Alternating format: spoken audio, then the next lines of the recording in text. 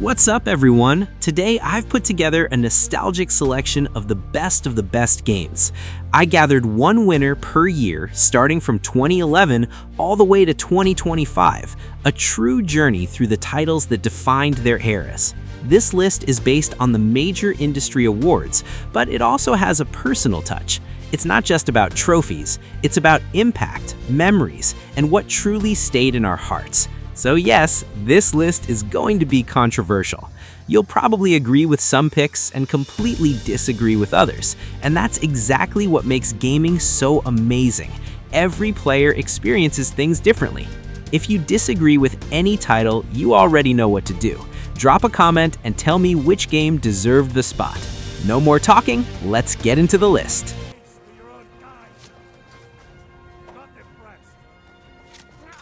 The Elder Scrolls V Skyrim. Man, we have to start this journey with the absolute behemoth that is The Elder Scrolls V Skyrim. In 2011, this game didn't just win Game of the Year, it shifted the entire industry's tectonic plates. Technically, what Bethesda achieved with the creation engine was a miracle of object persistence. Even now, in 2026, most open worlds feel like fake sets, but in Skyrim, the world feels heavy. If you drop a sweet roll in a dungeon, it stays there. That level of data tracking across a map that massive was unheard of. The real 10 out of 10 hook for me is the environmental storytelling. You don't need a quest marker to tell a story.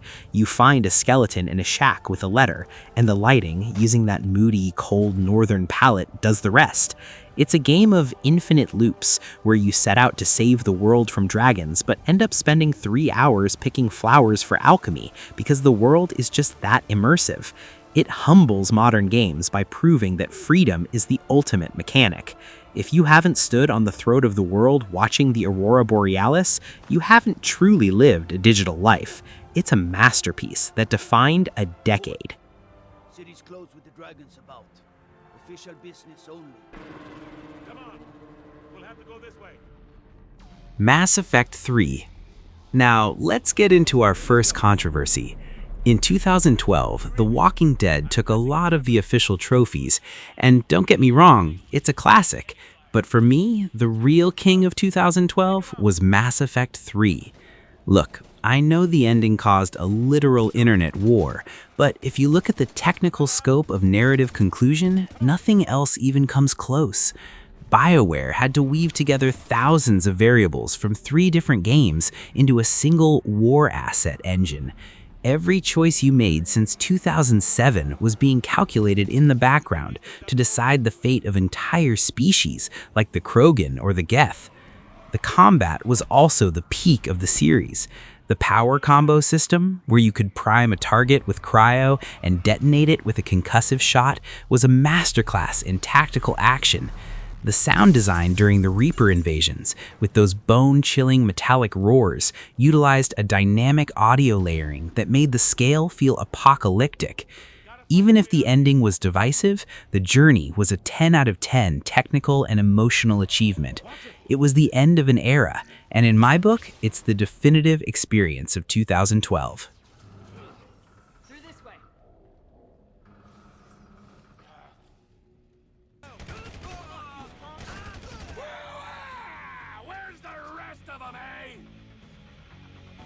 Grand Theft Auto V. In 2013, the world stopped because of Grand Theft Auto V. I've talked about this game before, but we have to recognize what Rockstar did here on hardware that should have melted. Running Los Santos on a PS3 and Xbox 360 was an optimization miracle. The Rage engine was pushed to its absolute breaking point to handle the 3-character perspective switch. Being able to zoom out to the clouds and instantly drop into another character's life across the map was a technical flex that utilized the most advanced data streaming we had ever seen. The level of detail in the physics, from the way cars deform and crashes to the way the water ripples around your boat, set a standard that many games in 2026 still haven't reached. but it's the satirical soul that makes it a winner. It's a perfect, twisted mirror of our society, wrapped in a technical sandbox where you can fly a plane, play golf, or pull off a multi-stage heist. It wasn't just a game, it was a cultural event. It's a 10 out of 10 because it's the most complete life simulator ever built, and it perfectly captured the chaos of the early 2010s. Let's get to the front! I was heading that way already.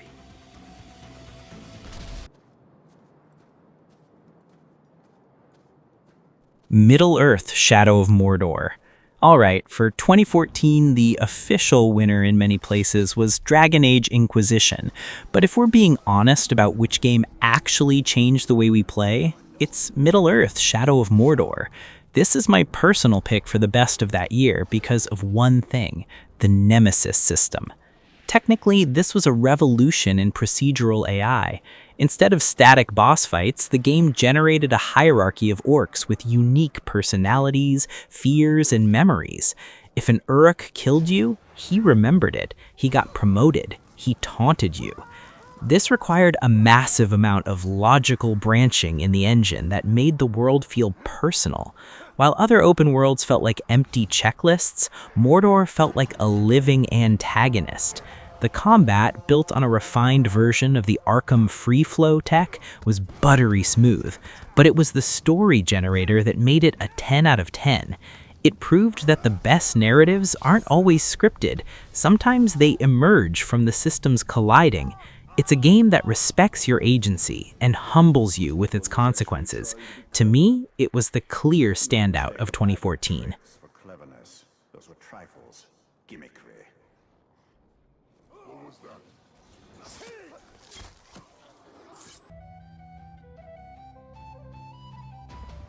The Witcher 3 Wild Hunt, man, 2015 was a year that changed everything, and there is no doubt in my mind The Witcher 3 Wild Hunt is the king. While Bloodborne was a masterpiece, The Witcher 3 technically humiliated the industry by proving you could have a massive open world without procedural fluff. CD Projekt Red used the Red Engine 3 to build a world where every single side quest felt like a main story mission. Technically, the way the game handles narrative branching is a nightmare of logic. Thousands of tiny variables that track your choices across a 100-hour save file. The atmospheric physics here are a technical legend. The way the trees in Velen bend during a storm isn't just a simple loop. It's a physics-based reaction to a global wind vector system that makes the world feel heavy and alive. The global illumination updates we see in 2026 only highlight how strong the foundation was. The way the sun sets over the Kaer Morhen Valley is a 10/10 visual experience. It's a game that respects your time by filling every corner with handcrafted stories, setting a standard for world building that most RPGs are still trying to reach a decade later. It is quite simply the definitive fantasy epic of our generation.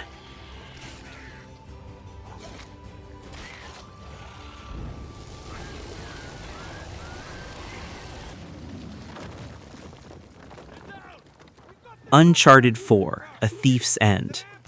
Now, 2016 had some heavy hitters like Overwatch taking the official trophies, but for me, Uncharted 4: A Thief's End was the true peak.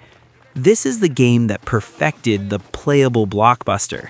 Technically, Naughty Dog pushed the PS4 to its absolute limit with their physics-based animation blending. When Nathan Drake stumbles over rocks or reaches for a ledge, it's not a canned animation. It's a procedural system that calculates his hand placement based on the specific geometry of the environment. The environmental destruction in the Madagascar chase is still a technical flex today. The way the mud accumulates on the Jeep, the way the stone pillars shatter realistically under gunfire, and the seamless transition from high-octane action to quiet emotional cutscenes is flawless. It's a 10 out of 10 because it uses its technical power to build empathy. You aren't just watching a movie, you are living a human story about obsession and family. It's a tight, linear masterpiece that proves that focus is often more powerful than scale. In my book, 2016 belonged to Nathan Drake's final beautiful swan song. Get out of the way! Whoa, whoa, whoa! Careful! Damn, it's that goddamn truck again! The Legend of Zelda: Breath of the Wild. 2017 was a revolutionary year, and The Legend of Zelda: Breath of the Wild is the reason why. While Horizon Zero Dawn was visually stunning, Zelda technically changed the DNA of open-world games. Instead of a scripted world, Nintendo gave us a chemistry engine. Every object has physical properties. Wood burns, metal conducts electricity, and wind moves things. This creates a systemic sandbox where the player is the lead scientist. If you want to fly, you don't find a vehicle. You start a grass fire to create an updraft for your glider. This level of mechanical freedom is a technical miracle of subtracting the fluff. The game doesn't give you a mini-map filled with icons, it trusts your eyes. The object interaction is so deep that you can solve the same puzzle in 100 different ways, and the engine's logic never breaks. It's a 10 out of 10 because it brought back the joy of discovery to gaming. It humbles modern map marker games by proving that the best part of an open world is the freedom to get lost in it. It is a masterpiece of subtractive design that redefined an entire genre.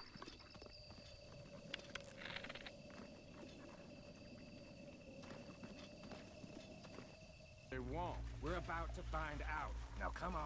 This seemed legit to you. Red Dead Redemption 2. Alright, let's talk about the big controversy of 2018. The official GOTY was God of War, which was incredible, but for me, Red Dead Redemption 2 is the greatest technical achievement in the history of the medium.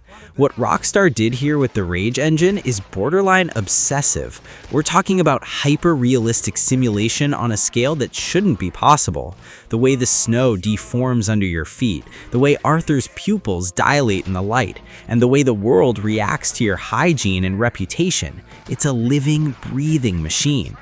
The global AI persistence is the real technical humbler.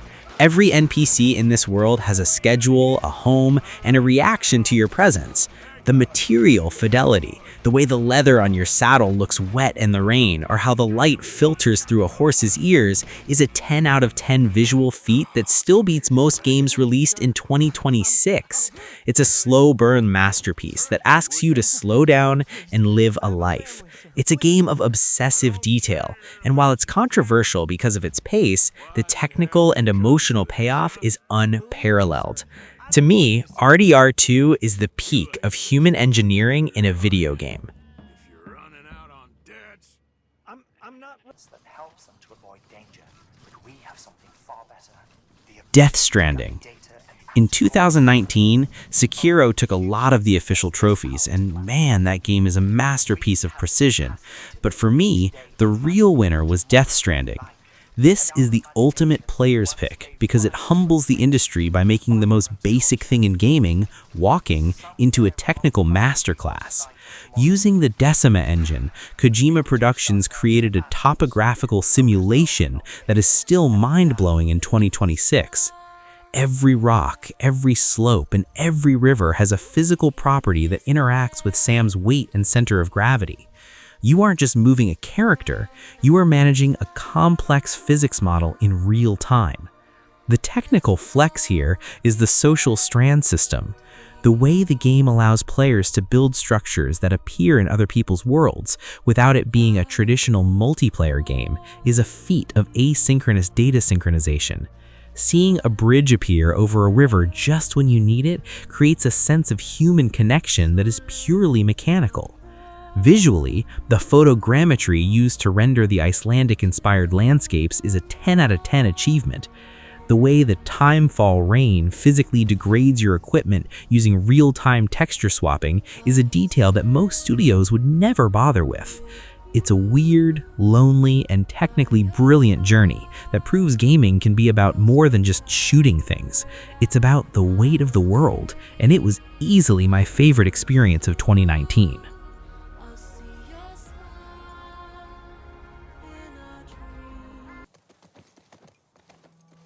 happen out here? I'm guessing The Last of Us Part 2 was a year of massive releases, but The Last of Us Part 2 stands as a technical titan that still sets the bar for physical and emotional brutality. What Naughty Dog achieved with the motion matching technology here is essentially the peak of third-person animation. Instead of snapping between animations, the engine selects the best frames for every micro-movement, making Ellie and Abby feel like they are physically connected to the world. When they squeeze through a tight space or duck behind cover, the animation blending is so seamless, it looks like pre-rendered CGI. The real technical humbler is the AI coordination. The enemies don't just hunt you, they communicate, call each other by name, and use complex search and destroy tactics that force you to play the environment like a predator. The subsurface scattering on the character's skin, showing blood rushing to their faces during exertion, or the way light filters through an ear, is a 10 out of 10 visual feat. It's a controversial game because of its narrative choices, but from a technical and immersive standpoint, it is a flawless achievement. It uses its power to make you feel uncomfortable, making the violence feel heavy and meaningful. It's a dark, visceral masterpiece that humbles almost everything else in the genre. What's going on?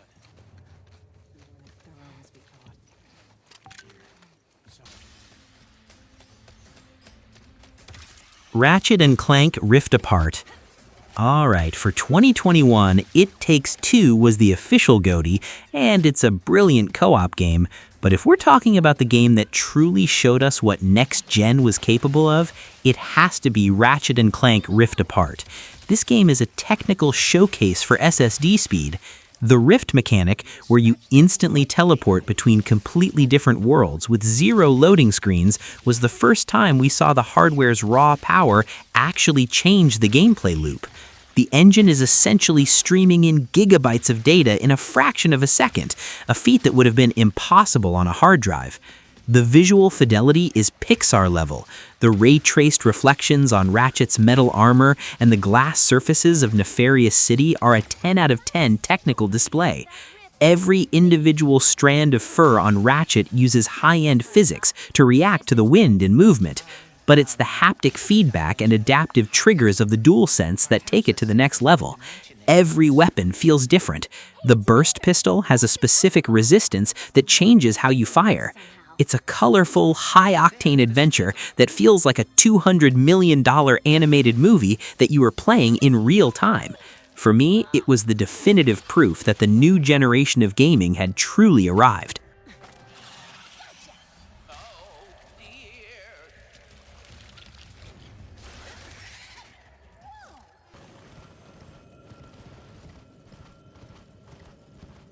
Elden Ring was the year of the tarnished, and Elden Ring is a 10 out of 10 masterpiece that humbles the entire industry by bringing back the sense of wonder. While God of War Ragnarok was a technical marvel, Elden Ring changed the way we think about open-world exploration. Technically, it ditches the map marker fatigue of modern games and uses visual landmark design. You don't look at a mini-map, you look at the horizon, see a massive glowing Erd tree or a floating castle, and you just go. The technical execution of the legacy dungeons, massive, intricate structures woven seamlessly into the open world, is a feat of level architecture that hasn't been matched. The art direction is so powerful that it makes raw polygon counts irrelevant.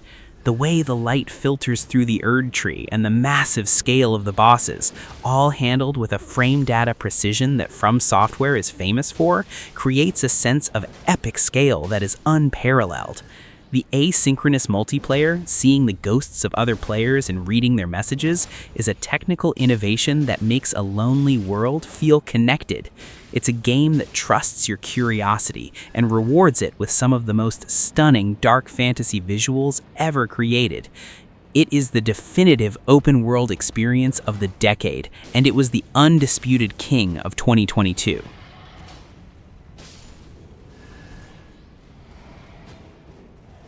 When you need only accept the sacred gift.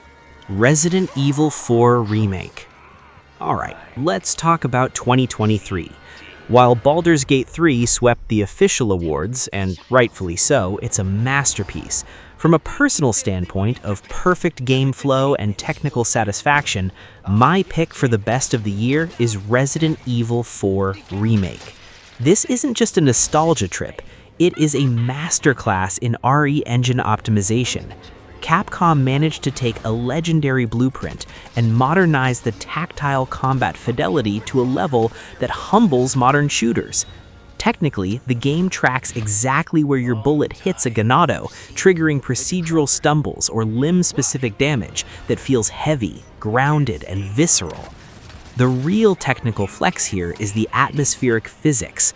The way the rain-slicked cobblestones reflect the glow of a torch using high-end ray-traced reflections creates a sense of dread that is almost suffocating.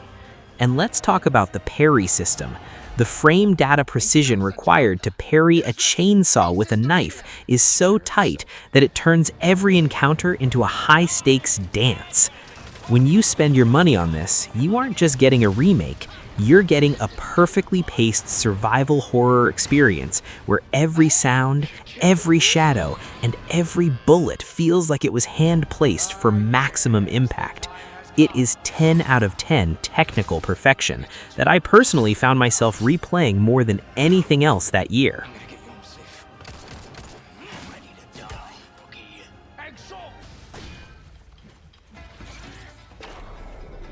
Black Myth Wukong? 2024 was a year that shook the industry, and Black Myth Wukong is the reason why. This game is a technical juggernaut and my undisputed winner for the year. It served as the big showcase for what Unreal Engine 5 can really do when pushed by a hungry, ambitious studio.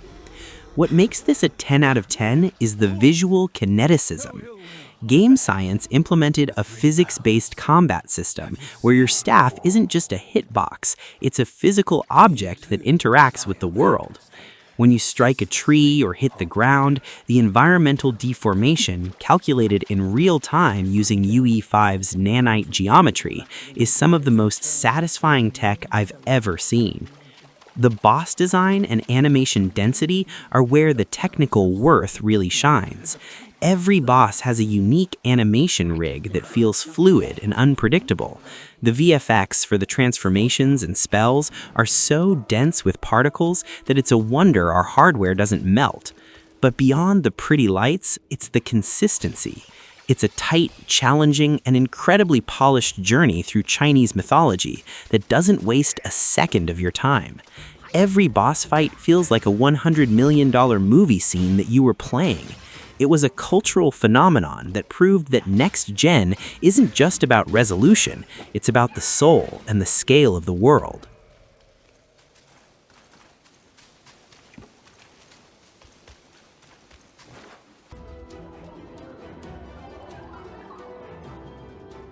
And finally, looking at the most recent peak of 2025, we have the game that caught everyone off guard, Clair Obscur Expedition 33. While the big sequels were fighting for attention, this game won the year by being the most visually and mechanically innovative title of the decade. Technically, it is a masterclass in reactive turn-based combat. It humbles traditional RPGs by requiring real-time inputs for parries and dodges during enemy turns, all rendered with a level of fidelity that looks like a high-end French cinema production. The art direction is what makes this a 10 out of 10. Built on Unreal Engine 5, the game uses Lumen to create a world where light feels like a character itself. The Belle Epoque-inspired architecture combined with surreal, dreamlike landscapes creates a visual identity that is completely unique. The technical focus on face capture and material rendering is so advanced that you can see the thread count in the characters' sophisticated outfits and the raw emotion in their eyes during the high-stakes expedition. It is a game that honors the past of turn-based RPGs while pushing the technical future of what a living painting can look like. It's a breathtaking conclusion to our list and a reminder that the best is still yet to come.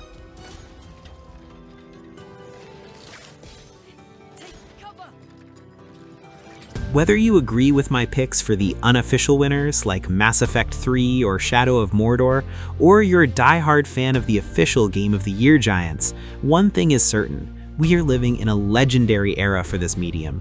Each of these games represents a milestone in human creativity and technical engineering. They are the stories that defined our lives. But now, I want to hear your Game of the Year list. From 2011 to 2025, which year do you think had the toughest choice? And which game did I leave out that absolutely deserved a spot? Let's start a big debate in the comments.